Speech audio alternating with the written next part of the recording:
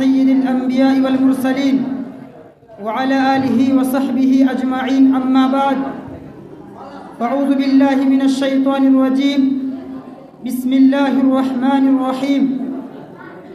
كنتم خير أمة أخرجت للناس تأمرون بالمعروف وتنهون عن المنكر وتؤمنون بالله. مشفق و مربی اساتذہ کرام اور میرے سامنے بیٹھے ہوئے دینی و ملی اسلامی بھائیوں، آج کے اس ثقافتی پروگرام میں میں جس مضمون کو لے کر روبرو ہوا ہوں وہ ہے امر بالمعروف والنہی عن المنکر کو ترک کرنے کے خطرناک نتائج. میرے بھائیوں، جس معاشرے میں برائیاں پھیل رہی ہو، ہر آئے دن فساد بڑھتا ہی جاتا ہو، اور جن لوگوں کو نیکی کی تلقین اور برائی سے منع کرنا چاہیے وہ بھی خاموش ہو، تو جب اللہ رب العالمین کا عذاب آتا ہے تو نہ صرف فاسق و فاجر پر آتا ہے بلکہ گنہگاروں کے ساتھ ساتھ نیکوکار پر بھی آتا ہے. اللہ رب العالمین سورہ انفال کی آیت نمبر 25 میں فرماتا ہے وَاتَّقُوا فِتْنَةً لَا تُصِيبَنَّ الَّذِينَ ظَلَمُوا مِنْكُمْ خَاصَّةً وَاعْلَمُوا أَنَّ اللَّهَ شَدِيدُ الْعِقَابِ.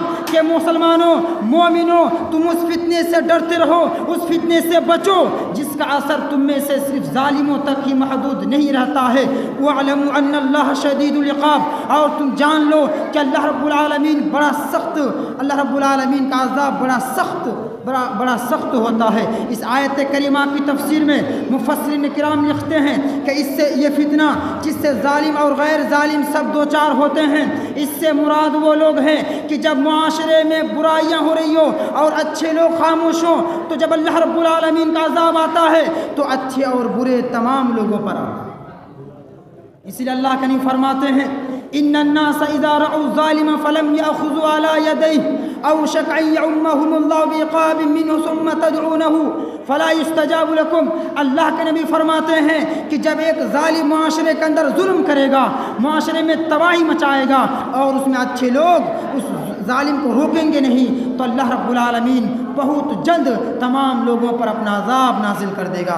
میرے بھائیوں، امر بالمعروف والنہی عن المنکر کو ترک کرنا اتنا بڑا سنگین جرم ہے کہ اس کی پاداش میں ہماری دعائیں بھی قبول نہیں ہوتی ہے.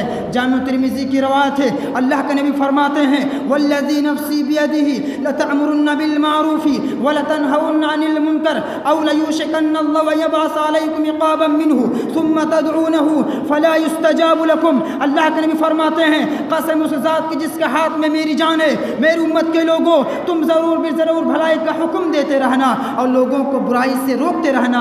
اگر تم اس کو چھوڑ دو گے، اگر تم اس کو ترک کر دو گے تو اللہ رب العالمین تم سب کو عذاب میں مبتلا کر دے گا، تم سب کے اوپر عذاب نازل کر دے گا. جب عذاب نازل ہو جائے گا، جب عذاب میں مبتلا ہو جاؤ گے، ثم تدعونہ، تم اللہ سے دعائیں کرو گے، اللہ سے فریادیں مانگو گے، فلا یستجاب لکم، اس وقت تمہاری دعائیں قبول نہیں کی جائے گی. میرے بھائیوں، آج ہم پوری دنیا میں جب ہم دنیا کے اندر نظر دوڑاتے ہیں، چاہے فلسطین کا معاملہ ہو، ہندوستان کا معاملہ ہو، بنگلہ دیش کا معاملہ ہو، پوری دنیا کے اندر آج مسلمانوں کو ذلت و رسوائی کا سامنا کرنا پڑتا ہے.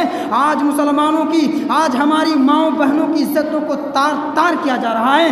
آج معصوم بچوں کا قتل ہو رہا ہے. آج ہمارے نوجوانوں کو قید کیا جا رہا ہے. لیکن کیا ہم اسی مصیبت سے، ہم اس فتنے سے کیا ہم دعائیں نہیں کرتے ہیں؟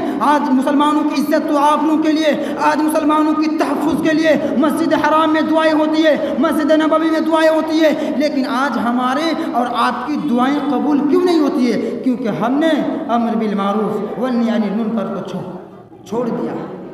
میرے بھائیوں، یاد رکھیے جس معاشرے میں اس اہم فریضہ کو ترک کر دیا جائے، اس کے نتیجے میں وہ پورا کے پورا معاشرہ، وہ پورا کے پورا سوسائٹی تباہ و برباد ہو جاتا ہے۔ اللہ کے نبی فرماتے ہیں، بخاری کی روایت ہے، اللہ کے نبی ایک بہترین مثال کے ذریعے سمجھاتے ہیں، میری امت کے لوگوں، ایک بحری جہاز ہے، اس میں دو طبقے کے لوگ رہتے ہیں، اس میں دو طبقے ہیں، کچھ لوگ نچلے والے میں رہتے ہیں، کچھ لوگ اوپر میں رہتے ہیں، اور پانی کا انتظام اوپر طبقے میں رکھا گیا ہے۔